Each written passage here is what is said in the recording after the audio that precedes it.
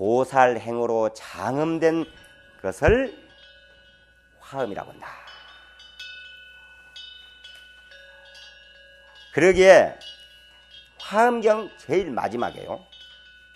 그러니까 화음경은 80권 화음경이 있고 40권 화음경이 있습니다. 80권 화음경의 제일 마지막은 입법계품이고 40권 화음경의 제일 마지막은 보현행원품으로 끝이 납니다. 그래서 80권 화음경을 공부하고도 다시 보현행원품을 다시 공부를 해요. 하여튼 화음경 전체를 더듬더듬 하고 지금 우리가 가야 되거든요.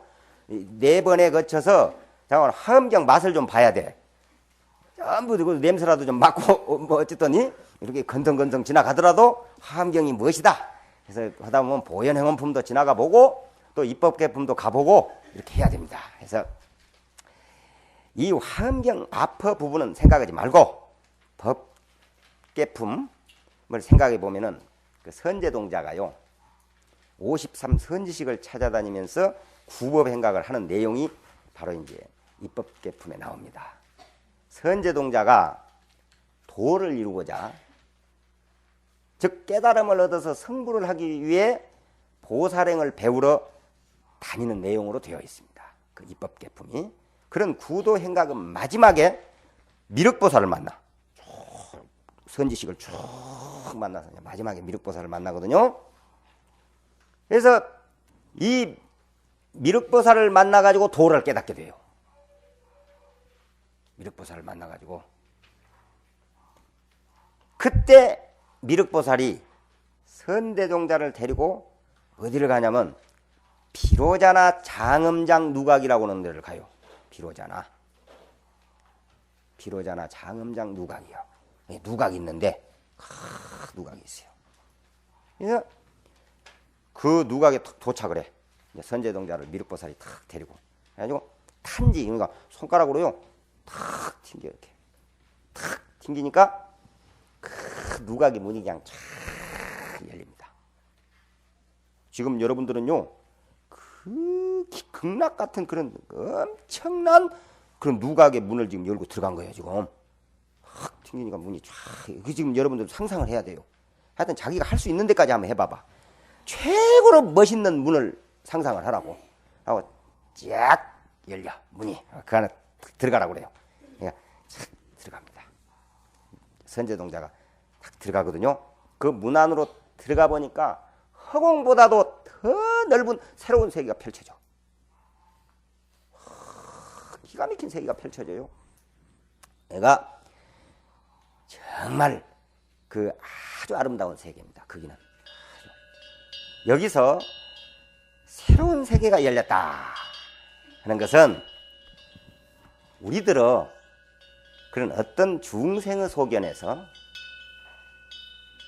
부처의 소견으로 바꾸어지는 순간을 그렇게 상징적으로 새로운 세계가 펼쳐졌다 이렇게 표현한 거예요. 그 화엄경에 새로운 세계가 열리거든. 그것은 중생의 세계에서 우리가 선제동자가 지금까지는 중생의 세계였는데 미륵보살을 만나가지고 부처의 세계로 바꿔져 버린 거예요. 그냥 그 새로운 세계를 문을 탁 비로자나 화장 누각의 양 화장장음 누각에 적 들어가 문을 열고 들어가니까요. 그게 기가 막힌 새로운 세계가 열립니다. 그게 바로 부처 세계예요. 부처 세계가 펼쳐진 거예요. 우리도 수행을 하면은 깨달음을 얻게 되면은 정말 신천지가 전개되듯이 아주 환희한 세계, 기가 막힌 세계가 열린답니다. 그런 세계가 열린대요. 그럴 가능성이 있어요. 가능성이 있으니까 또 생각해 보세요. 그런 새로운 세계의 가능성이 있으며 그런 새로운 세계에 갈 수 있다는 것, 그런 새로운 세계를 우리가 펼칠 수 있다는 게 얼마나 중요한 일이고 가치 있는 일입니까? 그 방법은 뭐냐? 부처님을 믿고 부처님의 가르침인 부처님 경전을 공부하고 부처님의 교리를 공부해서 부처님 가르침대로 어떻게 하냐? 실천해야 되는 거예요. 그러면은 새로운 세계를 만날 수 있고 우리가 열어서 들어갈 수가 있습니다. 열려. 이렇게 깨달음의 세계를 얻은 후에 그런 새로운 세계를 만나잖아요. 선제동자가. 그 세계에서 누구를 만나느냐? 문수보살을 만나요. 또 새로운 세계에서 만나. 제일 처음에 새로운 그런 중생의 세계에서 만났지만 다시 또 새로운 세계에서 만나는 거예요. 여러분들도요, 지금 부처님을 우리는 만났습니다. 모두가 부처님의 제자가 됐기 때문에 부처님을 만난 거예요, 지금. 부처님을 만났는데 지금 우리가 부처님을 만난 이 세계는 중생의 세계에서 부처님을 만났어요. 다시 부처님의 세계에서 부처님을 만날 수 있어야 된다고 말이야. 부처님의 세계에서 부처님을 만나야 돼. 그런 세계로 가야 됩니다. 그래서 그런 새로운 세계, 바로 불보살의 세계에서 문수보살을 탁 만나요. 문수보살을, 선제동자가. 그래서 그러니까 문수보살께서 뭐라고 하시냐면은 보현보살을 찾아가도록 합니다. 그래서 선제동자에게 보현보살을 찾아가라. 그래서 선제동자가 그동안 수많은 선지식을 찾아서 수행을 해가지고 깨달음을 얻었지만은 마지막으로 보현보살을 찾아가. 거기서 무엇을 배우느냐? 불공덕을 배워야 한다는 거야. 불공덕을. 보현보살을 만나서 부처님의 공덕을 배워야 돼. 다시 말해서 깨달음의 세계에서만 끝나는 것이 아니에요. 우리는 깨달아서 끝나는 게 아닙니다. 우리 부처님 법은요, 깨달았다 해서 깨달아서 끝나는 게 아니에요. 깨달았으면 중생을 제도할 수 있어야 되는 거예요. 중생을 제도하려면 그런 부처님의 공덕의 세계를 얻어야 한다. 그러면 부처님은 왜 믿느냐? 우리가 삼보를 믿는다, 부처님을 믿는다, 부처님 가르침을 믿는다, 스님을 믿는다 그러잖아요. 그럼 부처님은 왜 믿느냐? 부처님은 공덕이 있기 때문에 믿는다고 그랬어요. 공덕이. 그리고 부처님의 가르침은 이익이 있어. 왜? 부처님 가르침대로 살면은요, 그대로 실천하면은 부처도 되어버려요. 현세에서 잘 살고 그런 가피를 입어서 대학 합격도 시키고 점수도 많이 나오고 이렇게 하지만은 그것이 또 그 말할 것도 없고 부처까지 이루어져 본다는 거예요. 그리고 스님은 왜 믿느냐? 자기도 이익되게 하지만 남도 이익되게 하기 때문에 스님을 믿는 거예요. 스님은 부처님의 공덕과 부처님의 가르침을 그대로 공부를 해서 수행을 해서 자기도 이익되게 하고 또 남에게 가르침을 펼치기 때문에 남도 이익되게 하는 것입니다. 그래서 믿는 거예요.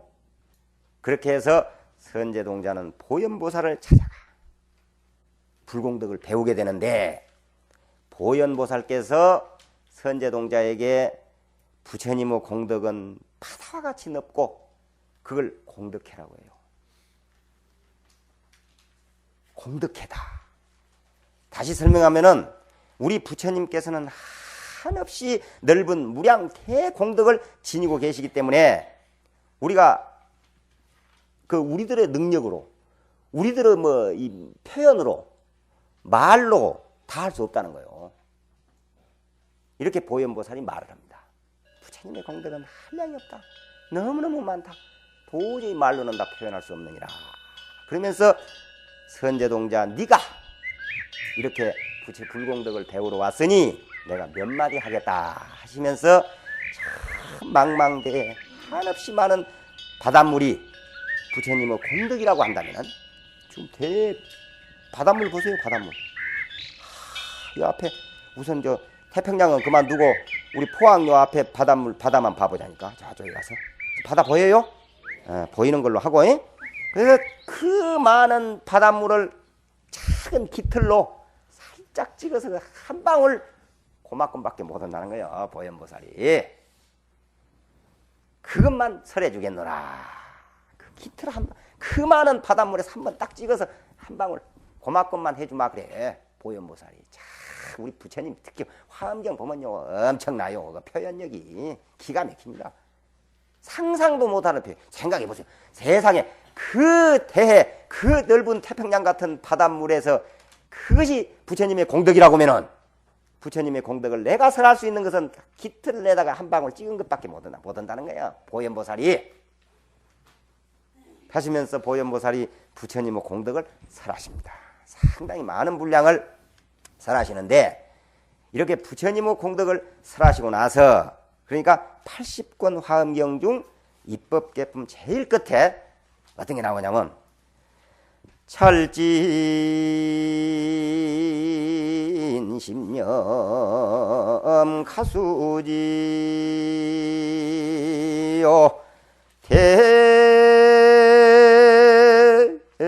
대중수 가음진이니라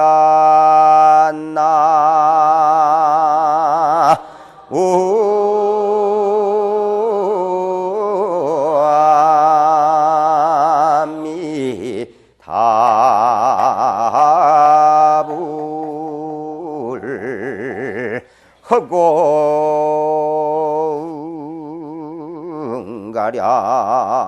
허공가량 풍각이며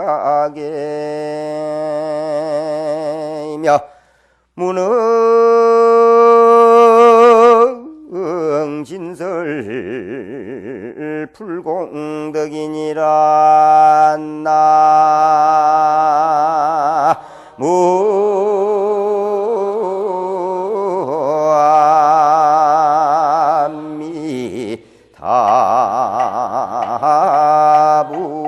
나무아미타불. 한번 이걸 이제 해석을 한번 간단히 해보면요. 보현행원품에 불가설, 불찰극, 미진수,급 이런 첫 구절에 그 내용이 나옵니다. 여기 불찰극, 미진수 할 때 지는 티끌입니다. 티끌.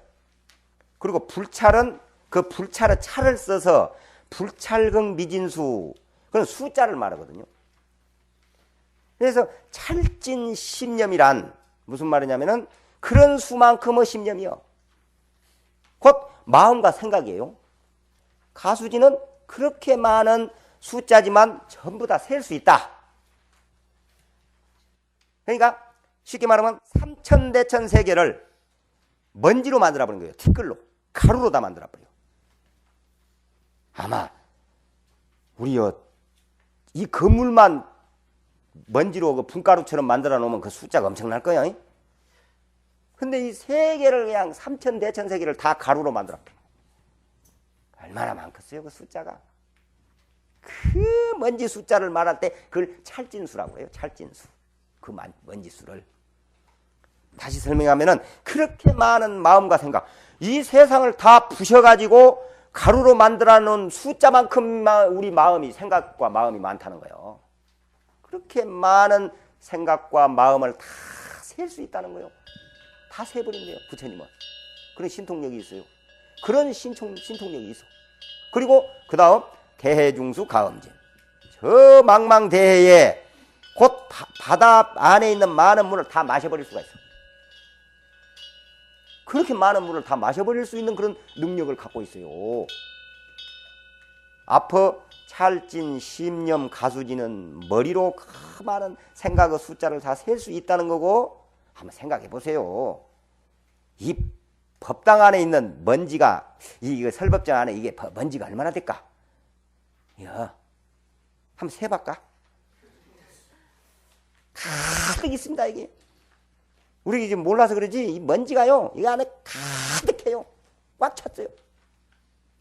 해 뜰 때 이라 보면은 그 알것도만. 햇빛이 뭐야, 햇빛 그 사이로, 그거 봐봤어요? 꽉 지금 찼어요. 우리가 지금 멋 모르고 막 들이마셨다 냈다 난리야, 지금. 그 먼지를. 그 숫자가 한이 없습니다. 얼마나 많은지 몰라. 지금 이 방 안 것만 해도 그래. 그런데, 그냥, 이 세상을 다 부신 먼지가 얼마나 되겠어? 그걸 다 셀 수 있다는 거야, 숫자를. 그리고 대해중수 가음진이요. 대해에 있는 물을 다 마셔버릴 수 있어요. 우리는 물 한 바가지만 마셔도 배가 그냥, 에이, 못 먹을 거야. 물 한 바가지, 큰 바가지로 한 바가지 먹으려면. 어쨌든 부처님은 그렇게 할 수 있다. 자, 그 다음은 허공가량 풍각이에요. 허공을 전부 다 측량할 수가 있어요. 여러분 혹시 이 설법전 안에 몇 평이나 되는지 아세요? 바닥이야 대강 알겠지. 바닥이야 몇 평쯤 되는지. 그러나 이 공간까지 전체를 알기는 굉장히 어려울 거예요. 이것만 해도. 이 조그마한 이 설법전 하나만 해도 허공을 다, 이 안에 들어있는 허공은 얼마나 몇 평이나 되는지 그 측량하기가 매우 어려울 겁니다. 어렵겠죠? 할 수 있어요? 못해, 못한다 그래. 못해.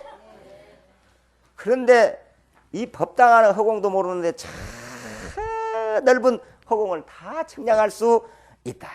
측량해 버릴 수 있다는 거예요. 이야. 또 풍각이에요. 허공가량 풍각. 바람도 꽉 묶어버려요. 바람도. 부처님의 능력이 그래요. 신통력이. 그래서 어떤 신통력으로도 이런 신통력을 가지고도 세상의 먼지만큼의 마음, 심념이 생각과 마음을 다 세버려. 몇 개인지 다 쉬고 대에 있는 물을 다 마셔버리고 또 바람도 그냥 꽉 허공도 다 그냥 측량해버리고 바람도 묶어버리고 이런 신통력을 가지고도 부처님의 공덕을 다 못한다는 거야. 부처님의 공덕은 다 설할 수가 없다. 지난번 법화경에도 그런 비스듬한 내용 나왔죠. 법화경의 공덕은 부처님의 혀로 그냥 혀가 이거 얼마나 넓고 크되 길더니 삼천대천세계를 다 덮어버려. 혀가 그렇게 신통력이 있어도 그런 신통력으로도 법화경 공덕을 다 설할 수 없다 했듯이 여기는 부처님의 공덕을 그렇게 설할 수가 없다고 그랬어요. 한량없어. 그러니까 이 정도나 되니까 보현보살님께서 저 부처님의 공덕이 대에 바닷물이라고 하면은 거기서 내가 설할 수 있는 것은 한 방울 떡 찍어서 하는 그 한 방울밖에 안 된다. 이렇게 표현을 했지. 이렇게. 그래서 문흥진설 불공덕이라는 거야. 부처님의 공덕은 다 설할 수가 없다. 이렇게 한량없는 부처님의 공덕의 세계를 보현보살이 선제동자에게 말씀을 하십니다. 이 화음이란 말이 화음이란 뜻이 무엇이냐? 결국에는 불공덕이요 보살의 길이요. 불공덕이 이게. 그러니까 화음경은 대방광한 부처님의 공덕을 말한 경이다. 이해가 갑니까? 대방광불 화음경. 지금 이제 경 제목을 좀 이제 이야기하는 거예요. 대방광불 화음경 7자. 그것은 무슨 말이냐? 부처님의 본체는 크고 모양은 반듯해. 비틀어진 데가 하는 거예요. 그 모양은 겉에 나타난 모양만 이야기하시는 게 아닙니다. 속에 있는 마음의 모양까지. 우리는 그래요. 겉으로는 멀쩡한 놈이 속은 고약한 것들이 있거든. 겉으로는 멀쩡해가지고 그러잖아요. 근데 이번에 그 어떤 애기 그 유괴한 놈은 모양도 못쓰게 생겼더만. 모양도. 그 완전히 도둑놈. 나 저 처음에 그 텔레비전 보니까 그 놈이 나왔길래 그 주의심이랑 뭐 앉아서 그래서 저놈은 꼭 도둑놈 같이 생겼네 저거. 저거 진짜 범인 같구만. 내가 그랬거든. 그때 범인이더만. 멀쩡하질 않아 그놈은. 확실히 그런 놈도 있지만은 멀쩡해가지고 속이 고약한 것도 있거든. 그러니까 지금 여기서 말한 모양. 부처님의 모양은 겉모습만 30 이상 80종호의 겉모습만을 말씀하시는 게 아니고 속까지 반듯한 거예요. 한 생각 한 생각까지 반듯하다. 모양은 반듯하다. 또 쓰임새 사용되는 그 작용은 한량없이 넓다. 그런 넓은 부처님의 공덕, 그 공덕을 장엄한 거예요. 꾸며졌다. 꾸며놓은 경이다. 말씀이다. 이게 대방광불 화엄경이에요. 이게 대방광불 화엄경을 확실히 알아야 돼요. 근데 내가 10분만 하려고 했는데 상당히 길게 했네. 많이 했죠? 확실히 이해가 됐죠? 대방광불 화엄경. 부처님의 공덕을 말한 경이다. 이렇게 생각하시면 되겠습니다. 화엄이란 말이 그런 뜻이에요. 화엄은 꾸민다는 말도 되는데, 자, 그러면 무엇으로 꾸몄다는 말인가? 곧 불공덕으로 꾸며졌다는 거예요. 불공덕으로. 부처님의 공덕으로 꾸며졌어. 사실 이 화엄경은요, 불공덕을 말씀하시기 위해서 이루어진 경이다 해도 과언이 아닙니다. 화엄경이라는 게. 화엄경 제일 앞 첫 품이 세주묘원품인데요. 화엄경은요, 대상이 화엄경은 우리 인간이 아니에요. 화엄경 법문 들은 그 정법 대중이 사람은 없어요. 국왕도 없고 천신들입니다. 보살 천신이에요. 하늘나라의 제석천왕, 그냥 그런 모든 신장들 쭉 나중에 보면은 뭐 전부 나오면 뭐 주성신중, 주지신, 주산신중. 이런 저 연부를 또 흐르면은 그 춤도 나오잖아. 뭐 제사지낼 때도 보면 그렇게 하대요. 제사 연불 잘하시는 분 그냥 여러 그럼도 그냥 나무 아미타불 멋지게 해요. 나도 한번 해보려니 잘 안 되네. 나는 이게 원래 흥이 없어서 그래. 흥이 없어서. 그 화엄경은 들은 대상이 천법대중이요. 전부 보살 천신들이에요. 그래서 그 천신들이 이 부처님의 공덕을 찬탄을 해요. 그 세주 묘원품에 보면요, 참 그러면 무슨 말이냐면 각 세계의 주인이, 각 세계의 주인, 세주라는 말이 각 세계의 주인이라고 말이요. 다시 말해서 도리천이면 도리천, 또 도설천이면 도설천, 사바세계면 사바세계, 이런 등등이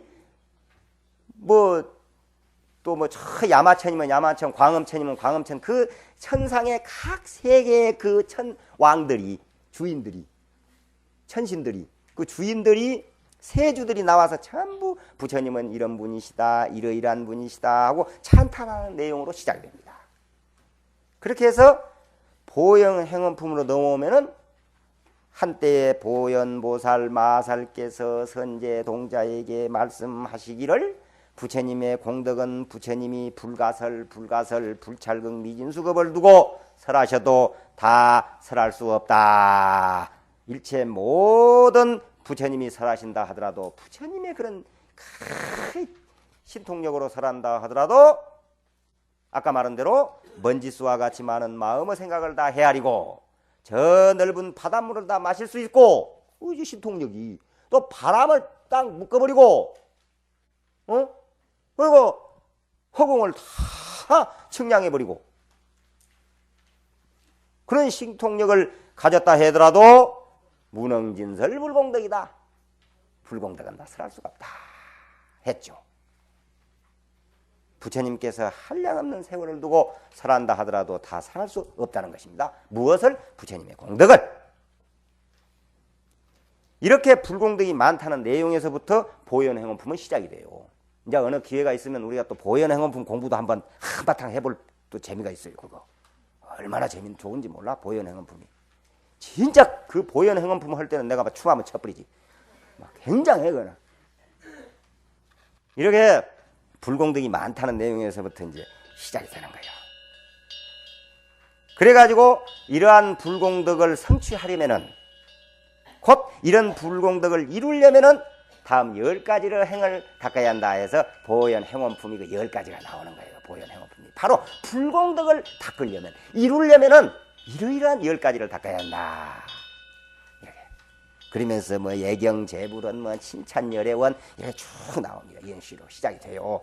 이 보현행원품은 정말 재미있습니다. 이렇게 재미있는 공부는 하지 않고 쓸데없는 그냥 소설이나 텔레비전이나 드라마나 보고 앉으시니 이 사람 참 답답을 이르라. 이 얼마나 좋은 건 놔놓고 안타까워요. 화엄경 그 입법계품에 그 나오는 선제동자가 선지식을 찾아다니면서 스승을 만났을 때 또는 누각에 앉아있는 그런 모습 등을 설명해 놓은 것 보면요, 화엄경에 얼마나 멋있는지, 그렇게 세상에 어쩌면 저렇게 표현할 수가 있을까 할 정도나 얼마나 기가 막힌지 몰라요. 사람의 이 머리로는 그런 표현이 나올 수가 없어요. 그거 봐면 다른 책 볼 맛이 없다니까. 그 상상력이 얼마나 풍부한지 어떻게 이런 상상을 할 수 있을까? 그런 생각을 들어요. 정말 감탄사가 막 절로절로 나옵니다. 우리 중생들의 생각으로는 도저히 상상할 수 없는 그 아름다운 모습들을 비롯해서 그 줄거리 기가 막혀요. 아주 참 멋있습니다. 아주 그 내용이 그 보면은 아주 악한 사람이 나와요. 악한 사람이 선지식 중에서 세상에 저렇게 독한 사람이 있을까 할 정도로 악한 악인도 나와요.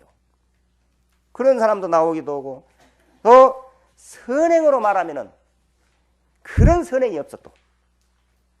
이러한 형식으로 그 줄거리는 정말 다양해요. 뭐 바수밀다 얘기, 바수밀다. 그러니까 이 역사적으로요, 미녀가, 아름다운 미녀가 셋이 있었어요. 양귀비, 한나라 때 반소라는 조가녀가 있어요. 반소, 한나라 때 중국에. 그리고 부처님 당시에 바수밀다. 이렇게. 근데 양귀비는요, 얼마나 예쁘게 생겼더니 양귀비를 가서 사내가 보잖아요. 남자가 멀쩡한 놈이 미쳐버려. 멀쩡했던 놈이 양귀비를 보고 돌아버리는 거예요. 양 정신이 가버려. 미쳐버려. 얼마나 예쁘니 막 한 번 딱 보면 돌아본다니까 정신이. 그것보다 상사병이라고 그래요. 그 병이 걸려 죽어요. 그냥 돌아본다니까. 멀쩡했던 놈이 그냥 돌아버린다니까.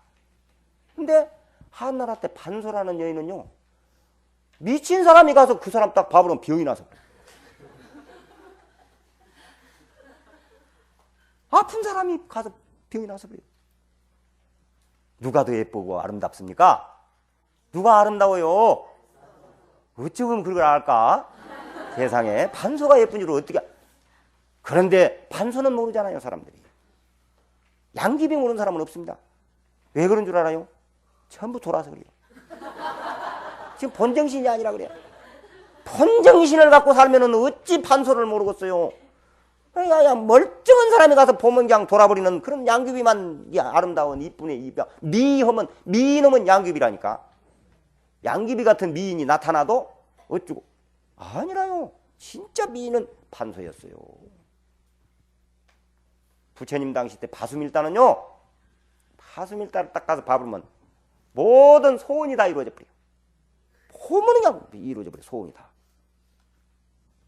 이렇게 했대요. 그러니까 이 그녀는 바로 바수밀다는 뭐였냐면 창녀로 나옵니다. 창녀. 그런데 우리가 일반적으로 창녀라고 하면은 수없는 남자들을 유혹하는 것으로 알잖아요. 바수밀다는 더욱 심했어요. 창녀라도 아주 최고급의 창녀였던가 봐. 바수밀다는 어떤 남자 그냥 가릴 것이 없어. 잘나고 못난 것도 없고 뭐 잘 살고 못 사는 것도 없어. 그냥 누구라도 가리질 않아요. 그러니까 참 나도 그때 만났는지도 몰라. 그 바수밀다를. 그러니까 바수밀다 지금 이야기를 하고 있는지 전생에 인연이 있으니까. 우리가 나쁘게 얘기를 하자면요, 창녀 중에서도 그보다도 더 나쁜 창녀는 없을 정도로 그런 창녀였다는 거예요, 바수밀다가. 그래서 선제동자가 그녀를 찾아갈 때 물어물어 찾아갑니다. 바수밀다를 찾아갈 때 다른 사람들이 얼마나 혀를 끌끌끌 찬지 몰라. 아이고 저 어린 것이 세상에 찾아갈 데가 없어서 저런 바수밀다 같은 창녀를 다 찾다니 좀 커서 오니라, 이런 소리도 하고 별소리를 다 했대요. 조그마한 동자가 그 창녀를 찾아가니까. 그러니까 그런 생각하는 사람들이 많아요. 그런 경우가 있었어요. 그 중에서 바수밀다를 올바르게 아는 사람이 있었는가, 그 바수밀다를 있는 곳을 참 잘 찾아왔다면서 그 집을 가르쳐주고 안내해 줍니다. 바수밀다 집을 탁 집으로 들어가. 선제동자가 들어가요. 바수밀다를. 재밌어요? 옛날 얘기하면 재밌거든 원래. 재미있어요. 재미있단 말은 알아듣는단 말이라 이게. 잘 알아듣는단 말이야. 즉 그 집안에 바수밀다 여인이 정말 아름다운 모습으로 누각에 앉아 있습니다. 한번 이 세상에서 가장 아름다운 사람을 한번 생각해 보자고. 얼마나 아름답고 예쁜지 몰라요, 바수밀다가. 요새 같으면 그 탤런트들은 뭐 도저히 그거 따라갈 수가 없고, 뭐 없네, 없어. 상상을 그냥 해버리자고. 그냥 우리 관세음보살 그림이 그런 상상을 한번 해봅시다. 그러지 요새 뭐 누구누구 찾을 것이 아니야. 뭐 누구를 뭐 우도와도 안 돼. 안 되고 뭐도 안 돼. 아무도 안 돼 지금. 그냥 아름다운 모습으로 그냥 앉아 있어요. 앉아 있어. 그 모습이 어찌나 아름다운지 감탄을 해, 감탄을. 나는 진짜 아름답네. 바수밀다가 얼마나 지금 아름다운지 모른다니까. 내가 지금 정신이 없어요. 나 그냥 내가 확가닥 반해가지고 지금 너무너무 아름다워. 그래 탁 가서 바수밀다한테 가까이 가서 묻습니다. 선지식이여, 안욕따라 삼맥 삼보리를 바라니가, 바로 발보리심이 보리심을 바라니가 어떻게 보살행을 배우며 또 어떻게 그 보살행을 실천하오리까, 이렇게 묻습니다. 멋지죠? 멋있어. 선지식이여, 안욕따라 삼맥 삼보리를 바라니가 어떻게 보살행을 배우며 또 어떻게 그 보살행을 실천하오리까, 이렇게 물으니 그녀가 말을 합니다. 그 바수밀다가 자기는 누구든, 바수밀다 하시는 말씀이 누구라도 자기 모습을 보기만 해도 모든 사람들이 삼매를 얻어버린다는 거야. 다시 말해서 도를 이루어버리는 거예요. 도를 잘 보기만 하면 도를 이루어버려요. 그러면서 이런 식으로 선제 동자에게 이제 바수밀다의 대화가 쭉 나와요. 바수밀다 선제 동자하고 대화가 한번 화엄경 한번 읽어볼 만 하겠죠. 얼마나 멋있는지 모른다니까. 그 대화가 또 내가 그 대화를 조금 또 이야기 안 할 수가 없네. 내가 멋있네. 바수밀다가 이렇게 내가 이렇게 할 때는 어떻고, 다시 말해서 손을 잡았을 때는 어떻고, 또 무엇을 할 때는 어떻고 하는 식으로 한 10가지 정도 쭉 이야기를 합니다. 손을 잡으면 무엇이 이루어지고 더 어떻게 하면 하시고, 그 내용을 보면요, 바수밀다가 포옹을 하면은, 포옹 알아요? 많이 해봐서 알지 그거? 그것도 많이 해봐야 아는 거예요. 안 해보면 몰라. 포옹을 탁 하면요, 포옹을 하면요, 끌어안는 그 일체 중생을 섭수, 끌어안는, 포용하는 그런 삼매를 얻는답니다. 바수밀다가요, 누구든지 딱 끌어안아 버리면요, 그냥 일체 중생을 다 그 사람이 그냥 섭수해버리고 바로 포용해버리는 그런 삼매를 얻어본대요. 그 사람이 아무리 어떤 사람이라도 와서 바수밀다에게 다 안겨가지고 가버리면 모든 중생을 다 안고 모든 중생을 다 사랑하고 모든 중생을 다 포용하는 그런 도를 이루어버리는 거예요. 바수밀다를 한번 안기기만 하면 얼마나 거룩한 일입니까? 최소한도로 누구를 안아볼 때는 이 정도 도력은 있지 않아야 한다니까. 냉택없이 그냥 쓸데없이 안아봤던들이요. 그러니까 나는 이 도리를 깨달아가지고 안아야 되겠어. 그래서 누구든지 내한테 안겠다 하면은 막 모든 사람들을 다 포용하고 사랑하고 애끼는 그런 도를 이루도록 이렇게 그렇게 그랬어요. 그런 삼매를 얻어버려. 그러니까 일체 모든 중생을 하나도 버리지 않고 모두 자기 몸같이 생각하고 사랑하는 그런 삼매를 얻는다는 거예요. 사랑하는. 그래서 이 부처님한테 탁 꽃을 올리면요, 꽃공양을 많이 하면은 다음 생에 아주 아름다운 사람으로 태어난다고 그러잖아요. 그렇게 아름다운 사람으로 태어난답니다. 왜 그러느냐? 꽃이 사랑을 상징하거든요. 꽃은 자비보살입니다. 자비를 상징한 거예요. 꽃이. 아까 그랬잖아요. 꽃으로 장엄했다. 화엄은 꽃으로 장엄했다. 꽃이 무엇이냐? 보살행이다. 보살은 뭐냐? 자비요. 자비가 뭡니까? 사랑의 극치요.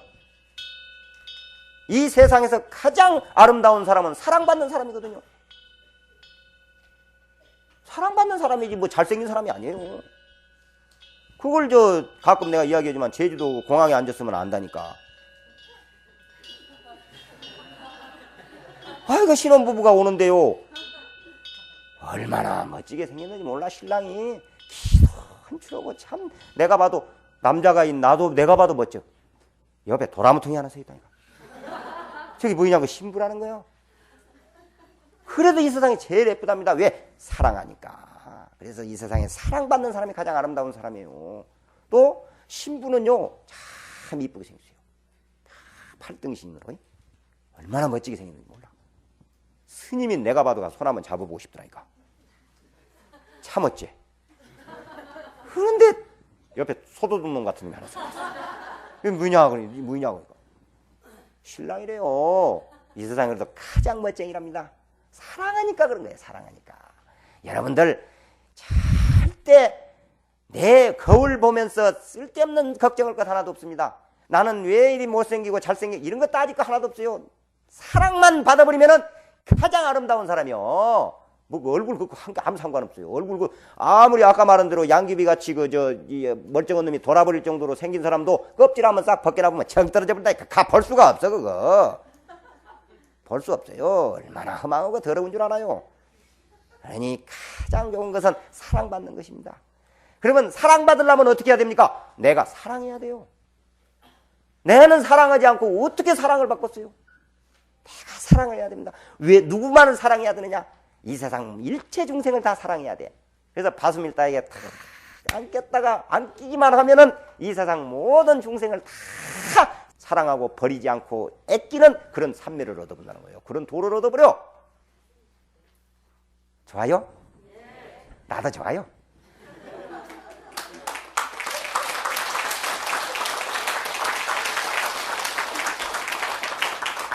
자, 여기서 바수밀다 이야기를 들으면서 한 가지 생각해 볼 필요가 있습니다. 아, 그러면은 바수밀다 그렇잖아요. 그런 신통력을, 그 신통력이잖아요. 바수밀다 같은 그런 이제 신통력을 얻은 분 아니에요. 모든 자기가 다 중생을, 어떤 중생이라도 끌어안기만 하면은 그냥 도를 잃어버리고 손목만 잡아보면 이런 도를 잃어버리고 이렇게. 그러면 그런 능력과 신통력을 가졌는데 그런 신력을 가지고 있으면서 부처님처럼 그렇게 거룩하게 앉아 계시지 왜 창녀 몸으로 있었느냐 그 말이요. 이게 또 의심을 해봐야 할 필요가 있어요. 어째서 창녀의 몸으로 있었느냐. 자, 부처님 모습, 창녀 모습 두 가지를 한번 비교해 봅시다. 여기는 부처님의 모습입니다. 여기는 창녀의 모습입니다. 어떻습니까? 여러분 생각 어때요? 다르죠? 그 차이는 하늘 땅만큼 달라요. 세상에 부처님하고 창녀하고 비교를 해볼 수가 있겠어. 이건 하늘과 땅도 이런 차이가 없지. 차이가 많습니다. 그러나 부처님은 부처님이라고 해서 찾아오는 사람만 제도하고 나쁜 사람이라고 해서 버리질 않습니다. 우리 부처님은. 부처님은 그래, 너는 좋으니까. 부처님은요 악독하고 고달프고 참으로 외로운 사람을 더 애끼고 사랑해. 부처님은 그게 달라요. 우리 부처님은요 잘나고 뭐 이건 아니에요. 하나도 가리질 않습니다. 여러분들이요 그 자식을 길러봐서 그런 거 다 알아. 자식을 여럿이 요즘에는 뭐 하나 둘밖에 안 나버리니까 별 재미를 못 보지만은 옛날에만 7명 8명 날 때는 별스러운 자식이 다 있어. 요새 지금 전부 젊은 사람들이 있어가지고 내가 이야기를 잘 못하겠네. 말이 안 통해서. 뭐 젊은 사람들이 있으니까 전부 하나 둘밖에 안 났으니 뭐 어떻게 해요. 방법이 없지. 그런 하나도 버리지를 않아요. 이것이 참 불교입니다. 이게 우리 불교 사상이요. 이것이 또 매력이에요. 우리 불교에. 무슨 말인지 알겠죠? 참 어려운 말인데. 자, 다시 한번 생각해 봅시다. 한 중생도 버리지 않는 이 자비심. 사실 이 세상에서 그렇잖아요. 창녀나 찾아다니는 사내가 어디 사람이요 그것이. 창녀나 찌웃거리고 돌아다니는 것이 사내 그게 사람이냐고. 그 사람도 아니거든 알고 보면. 그 제대로 이 사람이라고 해서 다 사람이냐 그런 말 있잖아요. 사람 노릇을 해야 사람이라고 하는데 창녀나 찌우찌우 돌아다니고 날마다 그 사람답지도 않은 사람이지. 그래도 부처님은 그런 못된 중생까지라도 모두 제도하기 위해서 창녀 모습으로까지 나온다는 거예요. 그래서 천백억 와신이요. 예. 이 법이 바로 화엄경의 세계입니다. 화엄경 입법계품의 선제동자가 사람 목을 촥 베서 죽여버리는 그런 왕도 찾아가거든요. 그런 왕도 찾아요. 그러니까 이 세상 선지식은 그렇게 다양한 모습으로 나온다는 거예요. 나와요. 선제동자가 이렇게 선지식을 하나하나 친견을 하면서 아주 법을 구하는 모습들이 전부 부처님의 공덕의 세계를 장엄하는 내용으로 되어 있습니다. 예. 어쨌든 자 이제 한참 헤맸네 우리가. 그래도 헤맸지만은 옛날 얘기 비스듬했지만 그래도 재미있었죠. 예. 경 제목인 대방광불 화엄경은 대방광환 쉽게 말해서 크고 바르고 넓은 부처님의 공덕을 설한 경쟁이다. 이렇게 말할 수가 있습니다. 자, 이 정도 하고 이제 공부에 나가면서 이 설명을 하도록 하겠습니다. 사실 우리가요 부처님 가르침을 배우는 일은 자기 일생을 한번 바쳐서 할 만한 가치 있는 일이라고 생각을 해야 돼요. 한번 자기 일생을 한번 바칠 수 있다. 이 법에다는 내가 한번 투자해 볼 만하다. 내 인생을. 이런 마음을 가져야 됩니다. 여러분들 그런다고 해서 스님처럼 그냥 출가해 보라는 말은 아니에요. 이렇게 해도 얼마든지 이제 배울 수 있는 길이 있지 않습니까? 부처님 경전을. 바쁘다는 핑계 대지 말고 쓸데없는 소리요. 바쁘다는 소리는. 그래서 우리는 보통 얻어봐야 금방 없어져 버리는 것에 얼마나 투자를 하고 용을 쓰고 있는지 몰라요. 얻어봤던 들 별것 아닌 것에 잠깐 받았다가 곧 허망하게 없어져 버릴 그런 것. 지장경에도 보면은 우리가 보시한 공덕이 일생 가는 것이 있고 뭐 삼생 가는 것이 있고 십생 가는 것이 있고 천생 가는 것이 있고 만생 가는 것이 있고 세세생생 가는 게 있다고 했습니다. 그런 말도 있잖아요. 우리 이거 세속에도 하루가 즐거우려면 목욕을 하면 된다네. 아침에 목욕을 하면 하루가 즐겁답니다. 하루가. 한 달이 좋으려면 옷 사면 된대. 옷을 한 벌 좋은 마음에 든 거 사면 한 달 가는 한 달. 한 달 지나면 소용없어요. 그것도. 아무리 좋은 옷을 사도 딱 한 달이야. 한 달. 그 다음에 1년을 즐겁게 살려면 집을 사라고 했어요. 집을. 집 사놓으면요. 한 1년간은 진짜 엄청나게 참 때 빼고 광내요. 청소도 잘하고 막 이쪽도 장롱도요. 1000만 원 주고 하나 사다 놓으면 그놈 처음에 얼마 동안은 정신없어요. 바짝바짝. 집도 그래요. 1년간. 평생을 즐겁게 살려면 독서를 해라. 책을 봐라 이거요. 책을 보면 평생을 즐겁게 살 수 있어요. 그런데 세세생생을 즐겁게 살 수 있는 것이 있다니까. 그게 뭔 줄 알아요? 그렇지. 부처님 경전이요. 부처님 경전을 보면은 세세생생 즐겁게 사는 거예요. 그게. 목욕하고 비교가 나는 목욕 그것보다는 부처님 경전하는 것이 더 좋아요. 하루 갖고 되겠어 지금? 그래서 세세생생 갈 수 있는 것 공을 그런 데다 공을 들이는 사람이 돼야 된다. 이렇게 여러 가지가 있어요. 지장경에 보면 이렇게 세세생생 가려면 어떻게 해야 되느냐?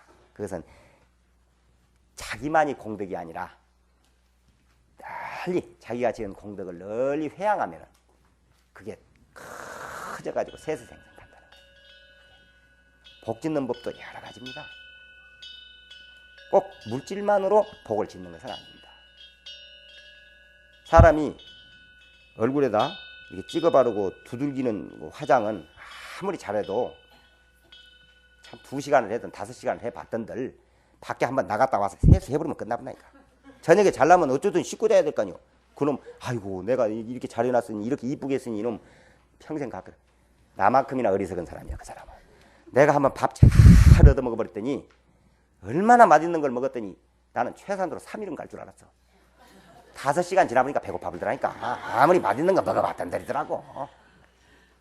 그와 같아 아무리 잘 찍어 발라봤던들 하루밖에 안 가요. 그러나 자비스러운 모습, 좋은 인상, 응? 아름다운 모습 그냥 하루 1시간씩 이렇게 거울 보고 거룩한 모습, 아름다운 모습, 자비스러운 모습을 항상 연습을 해가지고 그 찍어 바르는 연습보다도 그런 건 하루밖에 안 가잖아요. 그러나 거울 보고 이렇게도 한번 웃어보고 최고로 그 미소도 있잖아요. 미소도 자꾸 연습을 해야 되겠더라니까. 거울 보고 연습을 그런 연습을 해. 쓸데없는 데만 자꾸 거울만 그냥 보지 말고 그걸 연습하는 거울을 봐란 말이요. 거울도 안 보는 여자가 아니라 거울을 보는 여자 대 그걸 보라니까. 보고 그냥 미소도 아주 아름답게.